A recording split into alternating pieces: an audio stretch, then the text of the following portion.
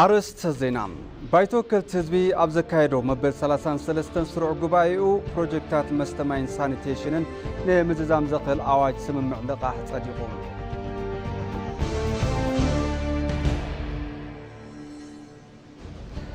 أب مرها قبر حملواي أسر لمزبن شعاتنا توي 5 بليون فلسطات نمتكال مدلا مقوار تقليتو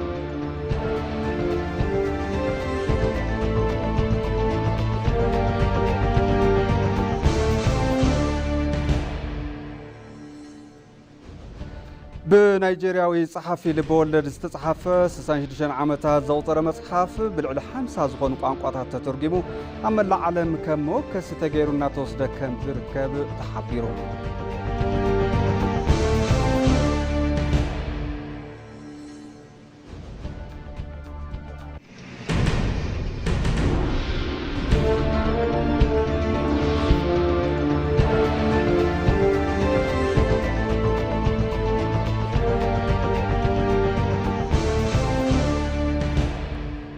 سلام نحبل كبرات ملكتي ساعتنا أخيلو معد زينا حيزة متألقو مزيناتات حبيركم تنه أنا برهام في السهيم سناي مكتتال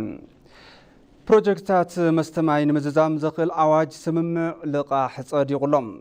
بايتو كل تزبي أب زكايدو مبل 33 سرع قبايو بروجكتات مستمعين سانيتيشن مززام زقل عواج سمم لقاح صادي غلوم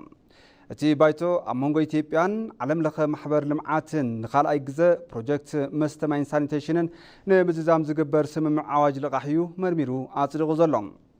وانا تتصوعي منستر منغستي تسفاي بلجيكي كاب عالم لخ محبر لمعات استرخبه 275 مليون دولار امريكا كاب ولد نصا مخانو ابريهم اتي لقاح ابزقصلو 3 عامታት تግባራዊ ዝግበር እዩ ድማ ኢሎምሎም أب مجمار زلو بروجكتات مستمعين سانيتيشنن كتماتات المززام كم زحجزون يوم عبرهم زلوم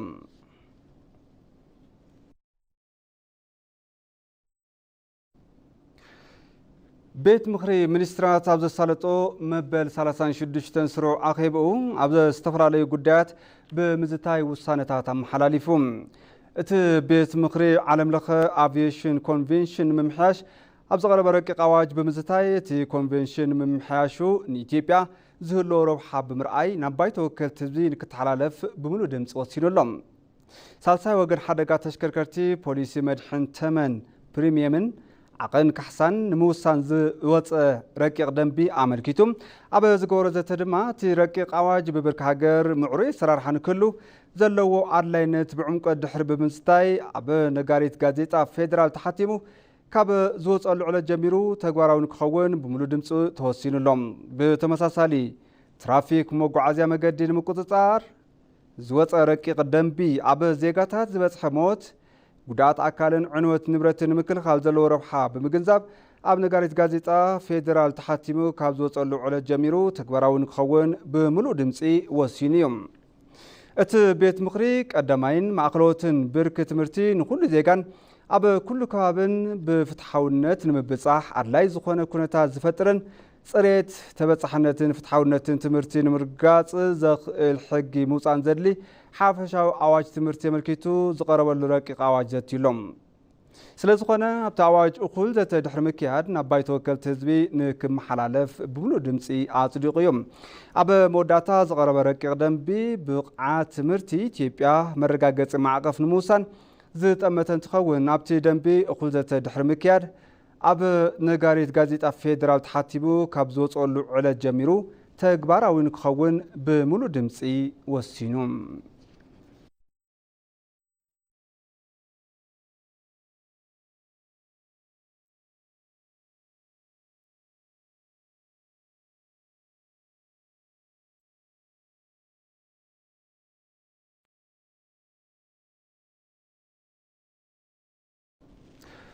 أب زحلفو 10 أوارح از بجت عامت حتى قرب حيل إلكتريك حدا 170 مفريت اندستريتات ملاس كم استقاله منستر اندستري قليصوم بيت صحفة بروجكت إثيوبيا تفريت منستر أفتات مسرح إثيوبيا تفري 10 أوارح كتشون 16 عام تمرت تقمقيم لهم بمسارة زي سرعتي متشبات جنزابة مسرحهم مداركتي تكالاس سمعيت بعال وانانت ناي مفتارن ጎስጓስን ብሔራዊ አጀንዳ ብምግባር ውጽኢት ከም ዝተረኽበት ሓቢሮም ኣተሓባሪ እቲ ቤት ጽሕፈት ዶክተር ኣያና ዘውዴ በብዓመቱ ንኣፍረይቲ ኢንዱስትሪታት ዝቐርብ ልቃሕ ዓቐኑን ደገፍ ፋይናንስ መካየዲ ስራሕን ለውጥታት ይረኣየሉ ከም ዘለው ሓቢሮም ኣብ ዝሓለፉ 10 ኣዋርሕ 710 ሓደሽቲ ኢንቨስትመንታት ምስሓብ ከም ዝተኻኣለ እውን ወሲኾም ሓቢሮም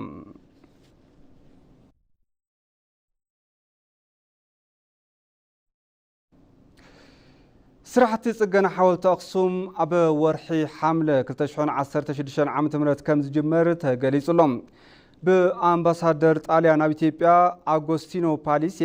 ዝተመርሐ ጉጅለ ልኡኽ ምስ ፕሬዚዳንት ግዚያዊ ምምሕዳር ክልል ትግራይ ኣይተ ጌታቸው ረዳ ብምዃን ኣብ ሓወልቲ ኣክሱምን ቤተ ክርስቲያን ማርያም ጽዮንን ዑደት ኣሳሊጡ እቲ ዑደት ጉዳይ ጽገና ሓወልቲ ኣክሱም ጠመተ ዝገበረ ከም ዝኾነ ከንቲባ ምምሕዳር ከተማ ኣክሱም ኣይተ ኣበበ ብርሃነ ተዛሪቦም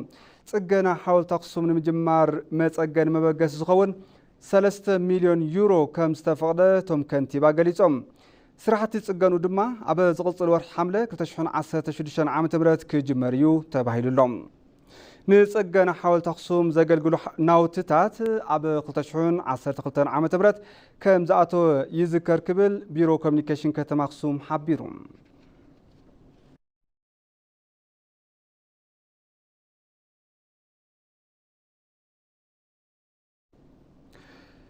ኣብ ከተማ አዲስ አበባ ካብ ዝተቐመጠ ስራር ሓወፃ ኣብ ዋጋ መንበር ኣባይቲ ወስኽ ምግባርን ውዕሊ ክራይ ምቁራፅን ፍጹም ዝተኸልከለ ከም ዝኾነ ቢሮ ልምዓትን ምምሕዳርን ኣባይቲ እታ ከተማ ኣፍሊጡ ፍትሓዊ ዘይኮነ ወስኽ ዋጋ ኣብ ልዕሊ ማሕበረሰብ ዝፈጥሮ ጽዑንቶ ኣብ ግምት ብምታው ስርዓት ክራይ ገዛ ብሕጊ ዝምራሕን ግቡእ ቁፅፅር ብምግባርን ነቲ ጸገም ህጹጽ ምላሽ ምሃብ ግቡእ ኮይኑ ብምርካቡ ኣዋጅ ቁፅፅርን ምምሕዳርን መንበር ኣባይቲ ቁጥሪ 320 እዝባር 2016 ምውፁ ይፍለጥ ምምሕዳር እታ ከተማ እውን መምርሒ መፈጸምቲ ኣዋጅ ቁጥሪ 7 እዝባር 2016 ብምውፃእ ተግባራዊ ምግባሩ ዝተረኸበ ሓበሬታ ይረድም ብመሰረት እዚ እቲ ኣዋጅ ወፂኡ ተግባራዊ ካብ ዝኾነሉ ማለት እውን ካብ 24 መጋቢት 2016 ዓ.ም ጀሚሩ ብመንግስቲ ካብ ዝተቐመጠ ስራር ሓወፃ ኣብ ዋጋ መንበር ኣባይቲ ወሰኽ ምግባርን ውዕሊ ክራይ ምቁራፅን ፍጹም ዝተኸልከለ ከም ዝኾነ ተገሊጹሎም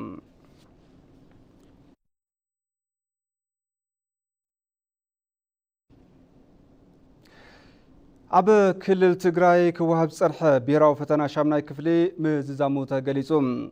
ኣብ ትግራይ ካብ 11 ክሳብ 13 ሰነ 2016 ዓ.ም ክወሃብ ዝጸንሐ ብሔራዊ ፈተና ሻምናይ ክፍሊ ብሰላም ምዝዛሙ ቢሮ ትምህርቲ ትክልል ኣፍሊጡ ክልተ ኣብያተ ትምህርቲ ወረዳ ኣበርገለ የጭላ ብሔራዊ ፈተና ሻምናይ ክፍሊ ከም ዘየፈተና ተገሊጹሎም ኣብ ወረዳ ኣበርገለ የጭላ ብሰንኪ ዘጋጠመ ሓደጋ ድርቂ ተን ክልተ ኣብያተ ትምህርቲ ንካልኣይ ግዜ ብሔራዊ ፈተና ሻምናይ ክፍሊ ከፈትና ከም ዘይከኣላ እቲ ቢሮ ወሲኹ ገሊጹ ኣብ ትግራይ ብሔራዊ ፈተና ሻምናይ ክፍሊ ካብ 11 ሰነ 2016 ዓ.ም ጀሚሩ ይወሃብ ከም ዝጸንሐ ይፍለጥ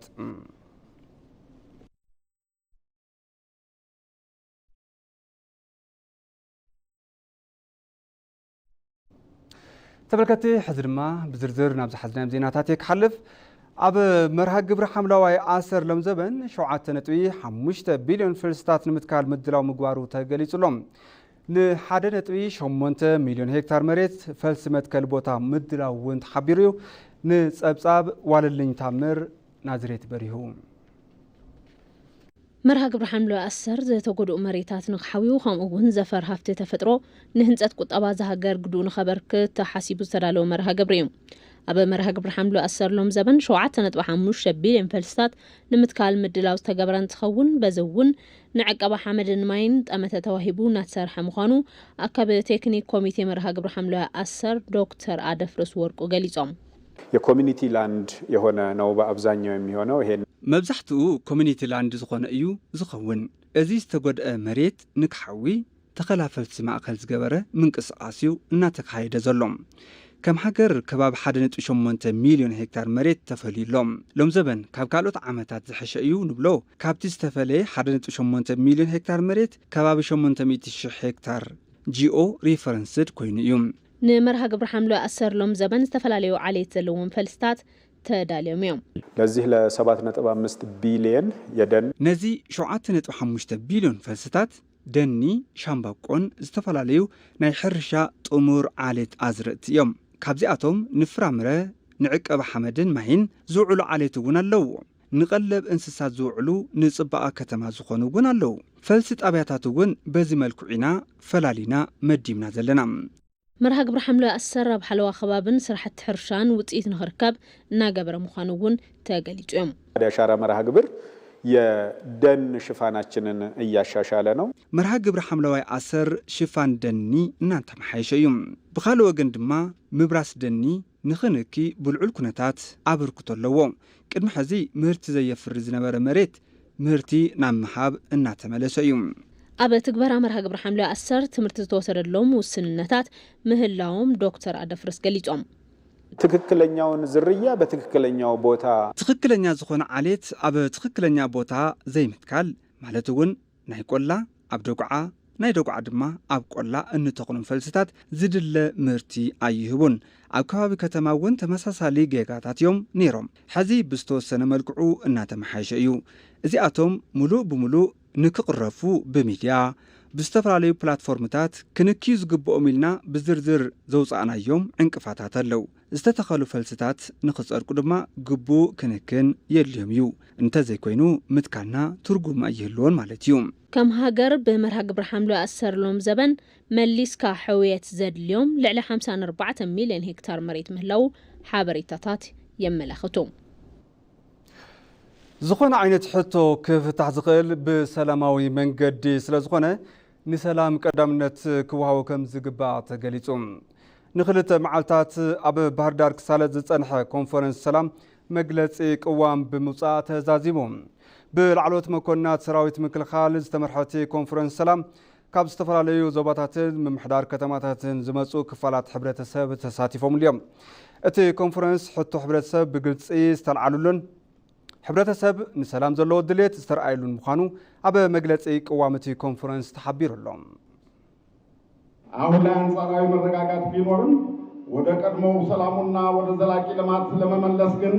አሁን ታጥቀው ጫካ ይገቡ ተነጻጻሪ ምርግጋ ዋላ እንተሃለወ ናብ ንቡር ሰላምን ልምዓትን ምምላስ ግና ተዓጢቆም ናብ በረኻ ዝኣተውን እቲ ህዝቢ ተረጋግዐ ህይወት ንኽመርሕ ተወሰኽቲ ስራሕትታት ምስራሕ የድሊ ስለዝኾነ እቲ ክልል ዝተረጋግዐ ንክኸውንን ሃገር ብፅዒቱ ንኽፍጽምን ናብ ውሑስ ሰላም ንምእታው እዚ ኮንፈረንስ ሰላም ብምድላው ኣብዚ ዝተረኽቡ ሓሳባት ዝውሰድሉን እዩ ሰራዊት ምክልኻል ሃገር ሰላም እዚ ክልል ናብ ንቡር ንምምላስ እናኸፈሎ ዝመፀ መስዋዕትነት ክብሪ እናሃብና ኣብዚ ኮንፈረንስ ሰላም ተወለድቲ እቲ ክልል ዝኾኑ ጀነራል መኮንናት ዝፈጸምዎ ግደ መሪሕነት እናመስገና ንመላ ሰራዊት ምክልኻል ሃገር ዘለና ክብርን ናዕዳን ክንገልጽ ንፈቱ ምስጋና እያቀረብን ለመላው የመከላከያ ሰራዊታችን ያለንን አክብሮትና አድናቆት ለመግለጽ እንወዳለን እቲ ክልል ናብ ዝተማለ ሰላም ንኽምለስ ኩሉ ብፅሒቱ ክፍጽም ከም ዝግባእ ኣብቲ መግለጺ ቅዋም ዝተገልጸ እንትኸውን ኣብ በረኻ ዘለዉ ዕጡቃት ሕቶኦም በሰላማዊ መንገዲ ንከቅርቡ ጻውዒት ቀሪቡ በክልሉ ያሉ የልማት ጥያቄዎች ያለ ሰላም ሊታሰቡ ስለማይችሉ ቅድሚያ በክልላችን ውስጥ ማንኛውንም ጥያቄ በሰላም እንዲፈታ ሕቶ ልምዓት እዚ ክልል ብዘይ ሰላም ክዕወቱ ስለዘይኽእሉ ዝኾነ ሕቶ እዚ ክልል ብሰላማዊ መንገዲ ንምፍታሕ ብፅሒትና ከም እንፍጽም ብምይይጥ ምርድዳእና ክነፍልጥ እንደሊ كيلاتات ميديا منكعتي حبرتسب تساقم محبرسب زي كلل ترديهم سلامة هزبين مملاسن بحبارا بزهانة هاجر تخبابيرون تزواويرون نقصرح سلام نقتصب خلنا تعاتيقهم برخازاتهم حواتنا نكال سولينا التبلوه هزبي زلو تساقمن هلونا زي كلل كندي زاكل كامز تفتنا تفولتيهم حتوهم بسلامة من قدي بمغرب تساقم وقنكم بمنكاي مكتتالي ترافيلكم نابا حواتكم نقتصنبرو ملا ተሳታፊ ዚ ኮንፈረንስ ሰላም ጻውዒት ይቅርብ እንድትቀላቀሉ የሰላም ኮንፈረንሳችን ተሳታፊዎች በሙሉ ወገናዊ ጥሪ እናስተላልፋለን። سججر فتحي ذات فتحات زجبرلون لعلنة حقي زرجاجة المخانو مستعبيانا عن حزجورو بوليتيكينيا برهان قبل صادق يقلصم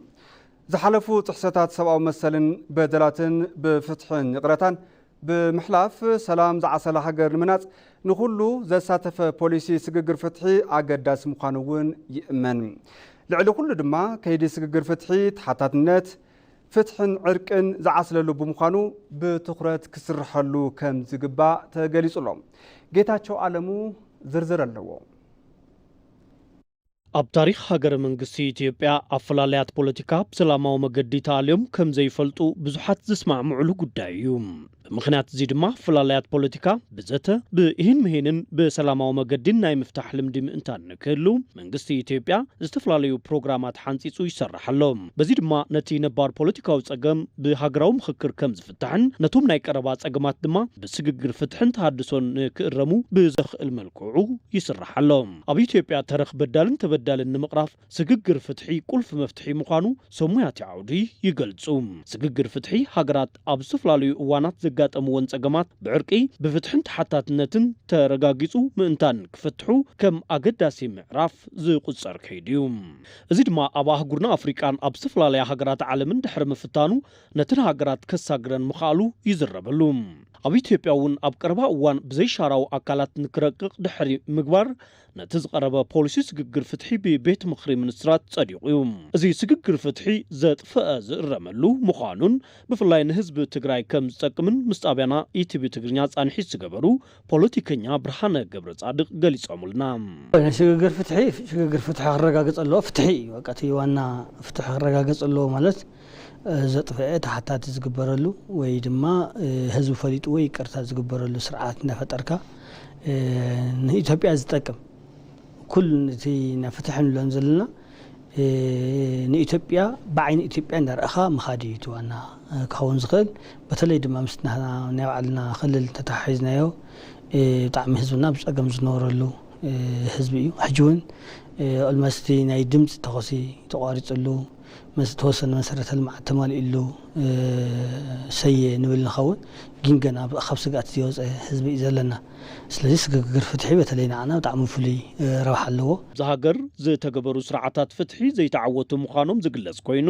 ሕዚ ግን መንግስቲ ዕውት ዝኾነ ፖሊሲ ስግግር ፍትሒ ንኽቕረጽ ልዑል እጃም ከም ዝተፃወተ ይግለጽ እዩ ብፍላይ ድማ ኣብ ከይዲ እቲ ትግባርኡ ግደኡ ክዋፃእ ከም ዝግባእ ፕሬዚደንት ላዕለዋይ ቤት ፍርዲ ፌደራል ቴዎድሮስ ምሕረት ምግላጾም ዝዝከር እዩ ፖሊሲ ሽግግር ፍትሒ ተቐቢልካ ምጽዳቕ ባዕሉ መንግስቲ ኣብ ዝተፈላለዩ እዋናት ንዝተፈጸሙ ግልጽ ዝኾኑ ጥሕሰታት ሰብኣዊ መሰል ስዒቦም ዝመፁ ቁስልታት ብስልቲ ሽግግር ፍትሒ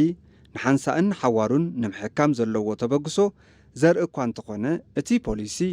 ዕላምኡ ወቂዕዩ ክበሃል ዝኽእል ኣብቲ ፖሊሲ ዝተመላኸቱ ስልትታት ተፈጻምነት እንትህልዎ ምዃኑ ክስመረሉ ዝግባእ ጉዳይ እዩ ከይዲ ክውንነት እቲ ስግግር ፍትሒ ዕውት ምእንታን ንክኸውን ኩሉ ኢትዮጵያዊ ክረባረብ ከም ዝግባእ ዝተጠቐሰ ኮይኑ ካብ ዝሓሊፉ መዳርግቲ ኣካላት ወፃኢ ካብ ድጋፍ ዝሓለፈ ኢዳእታውነት ከም ዘይህልዎም ዝገልጹ ድማ ሚኒስትር ፍትሒ ዶክተር ጌዲዮን ጢሞቴዎስ እዮም ወጻእተኛ እንተዘይሓኪሙኒ ኣይድሕንን እየ ዝብል ዓይነት ርድኢትን ከምዚ ዓይነት ሓሳብ ዝመርሖን ከይዲ ኣይኸውንን ዝመርሖ ፖሊሲ እውን ኣይክኸውንን ኣብ ከይዲ እዚ ምሕዝነትን ድጋፍን ንቕበል ኢና ንደልውን ኢና ላዕለዋይነት ግን ኣይነተኣናግድን ስግግር ፍትሒ ምርጋጽ ልዕልነት ሕጊ ምዃኑ ዝገልጹ ድማ ፖለቲከኛ ብርሃነ ገብረ ጻድቅ እዮም ስግግር ፍትሒ ንከለና ልዕልና ሕጊ ምርግጋጽ እዩ ልዕልና ሕጊ ምርግጋጽ ማለት ኦልመስ ንኣብነት ናብ ሰላም ንክትመጽእ ተኮይንካ ኩሉ ብሕግና ሕጊ ናዳኒኻ ክኸይድ ኣለዎ ሰበ ስልጣን ስለ ዝኾኑ ከም ድላዮም ዝገብሩሉ ዘይኮነስ ዘጥፍአ ብሕጊ ናይ ሕጊ ልዕልና ዝረጋገጸሉ ማለት ብሕጊ ዝጥየቕ ተኮይኑ ብሕጊ ዝጥየቕ ሌባ ተኮይኑ ሌባ ተባሂሉ ዝጥየቐሉ ስርዓት ምፍጣር እዩ ዕርቀ ሰላም ተኮይኑ ድማ ዕርቀ ሰላም ሰብ ይቅርታ ባህል ሰብ ዝቀትሉ እውን ይቅርታ ኢልካ ትለቆ ትኽእል ኢኻ ተኾነታት ተተራእዩ ስለዚ ብይቅርታ ተኮይኑ ሕጊ ናይ ይቅርታ ሕጊ ኢልካ ኣቢልካ ኢና ቀጻሊ ዝኾነ ናይ ሽግግር ፍትሒ እናረጋግጸሉ በተለይ ምስ ናይ ንህና ክልል ድማ ውሳኔ እዩ ናይ ሽግግር ፍትሒ ብዙሓት እዚ ኮይና ከምዚ ፀገም ኣሎ ኢና ንብል ኩላትና ማለት እዩ ስለዚህ ሱ ሽግግር ፍትሒ ይሳትሐልና ማለት እዩ ከይዲ ሽግግር ፍትሒ ቅድሚ ሕዚ ንህዝቢ ዘቀየሙ በደላት ንክፍትሑን ተመሳሰልቲ ጸገማት ደጊሞም ንከይፍጠሩን ብምክክር ዝኣምን ማሕበረሰብ ንምፍጣር ኣገዳሲ ምዃኑ ዝግለጽ እዩ ካብዚ ብተወሳኺ ሽግግር ፍትሒ ንምዕሳል ዘላቕ ሰላም ንዕርቂ ንምርጋጽ ልዕልነት ሕጊ ፍትሕን ዲሞክራስን ኣገዳሲ ምዃኑ እውን ሰሙያት ዓውዲ ይሕብሩ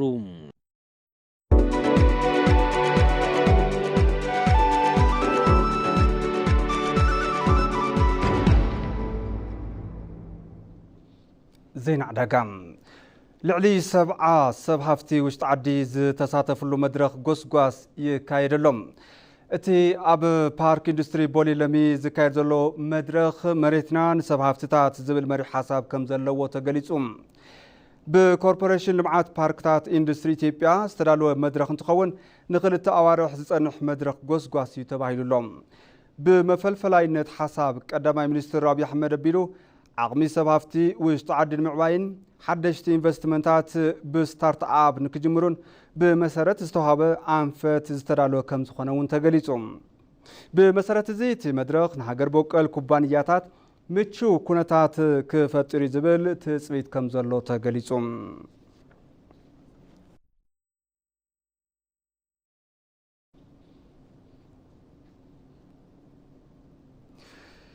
اب افريكا عودي افيشن حوافنت سرعه صوتا نمغلبات دق انستيو بفلطتن كلتنتي زفر نمبقا كسراح كم زغبا تغليصوم دق انستيو اندستري افيشن زحاتو عوده تمرتي ساينسن تكنولوجين انجينيرينغن زلون عقمي كعبيا تصويت يغبرلن تبايلو نصبصاب ጌታቸው ባልቻ بريو برهانن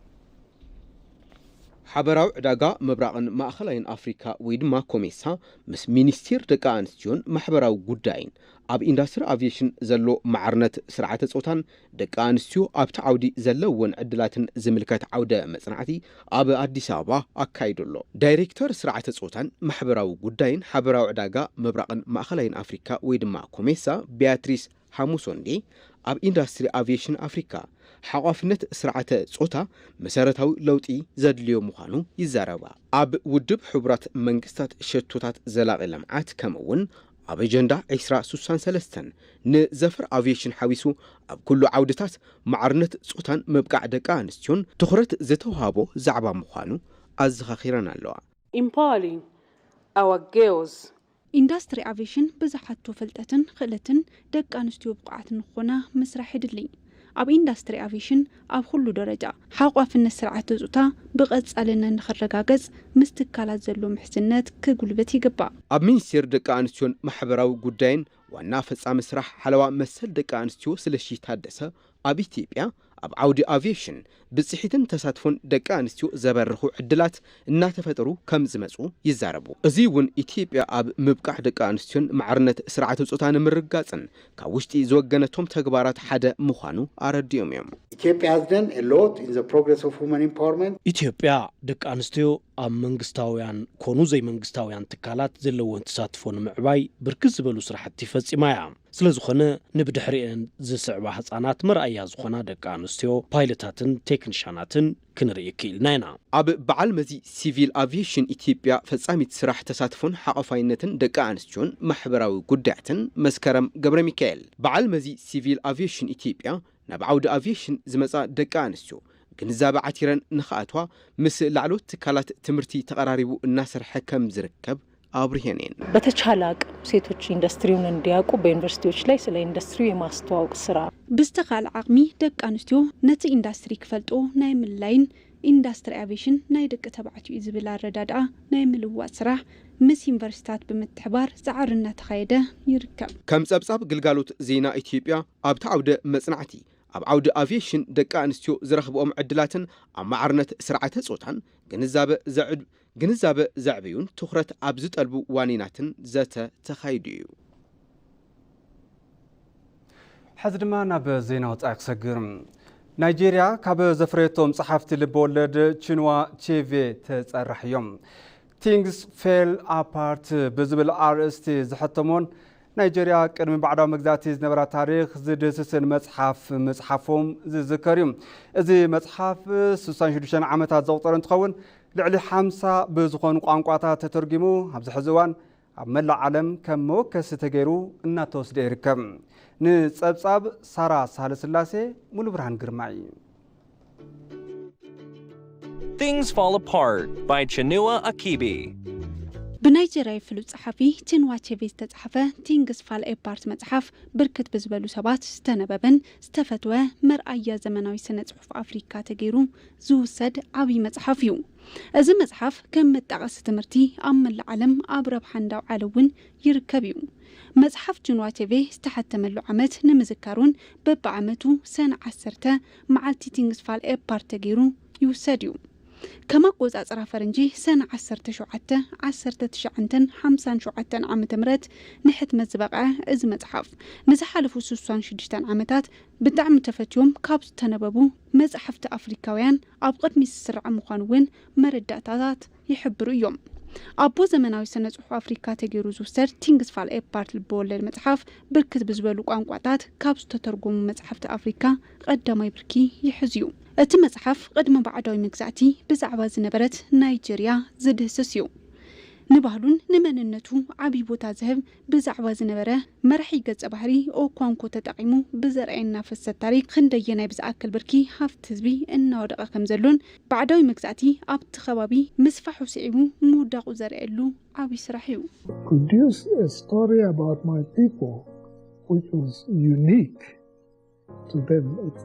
never been done before. صحفاتو تتقيمو بحلن حدقتات أفريكا بزعبا قعزنان بلشوا السرارحة كم أون مفتح حسابات بمحبار زفلت تشينوا أچيبي أب 19 تسوسا ززحفو نولونغرات إيزي كم أون أب 19 تسوسا 4 زحفو آرو أفقاد مزحف بصفحاتي فلاتيو بزوم مزحف تلبولد أفريكا دحر بعداوي مجزاتي زقات مورقات مورال هافتتاتاون ببعداوين مورارو أقلو مرأي خيلو بحافشا تعنتو بعداوي مجزاتي زرعلو سرح تتاتو دحر بعداوي مجزاتي نزل أفريكا نمردان نمفلات كم مبره تغيروم يوسدو يوم كاب أفريكا حليفهم أما العالم تفتو تمخان زقالو صحفاتو لعلي 50 بزخون قوانقواتات كترجمو خيلوم يوم بزم خناتون أب أفريكا بركت بزبلو قوانقواتات كابس تترجمو اللوم زحفتي تشينوا أچيبي قدما يقبرو يوم كما قوز أزرع أوروبيان سنة 1958 استحتمه تينغس فال إبارت مزحف كابز حدم 66 عامتات زغصرن تخون أبز حز أوانون بمنببتي تمرز متحف مخان كيلو يو كبرات تبلكتنا بموداتا كانت قند زينات زعلت كزخركم بايتو كلت حزبي ابا زكايدو مبل 33 سرع غبايو بروجكتات مستماين سانيتيشن نمززام زقل اواج سممع لقاح صديقهم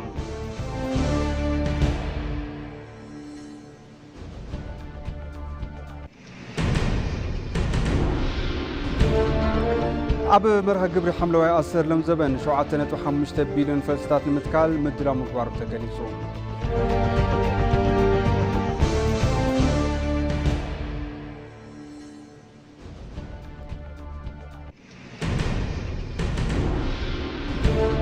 كابوصاي بنيجيريا وصحافي لبول استصحفه 66 عامتات زوطره مصحف بلعل 50 زخون قوانقواتات تترجمو أما العالم كموكس تغيرنا توسده كم زركب تحبيرون